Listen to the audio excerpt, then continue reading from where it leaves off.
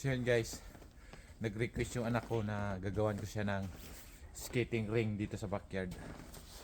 So yan, gagawin natin skating rink sa backyard.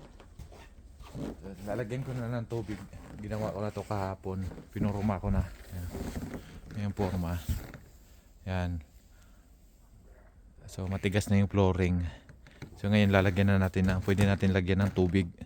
So may hose ako dito. Ikakabit ko tong hose. So may gripo. Right there oh. So dito. Dito pala dito. Para kita. Yan.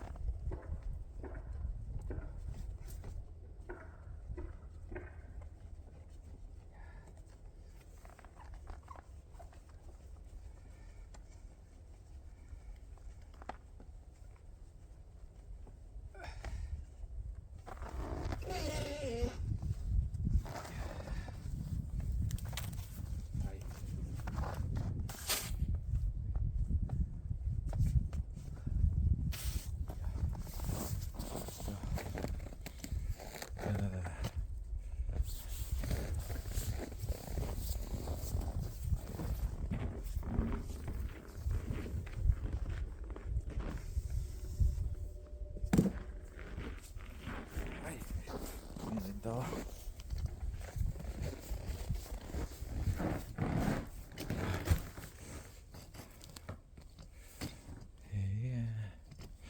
Yan. Tanggalin na natin to.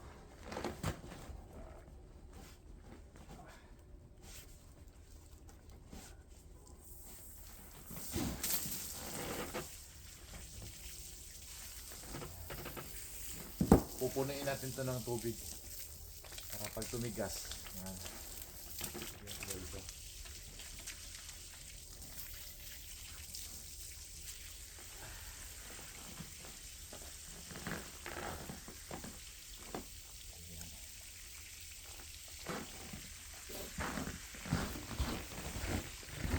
Pupunuin na natin ng tubig yan.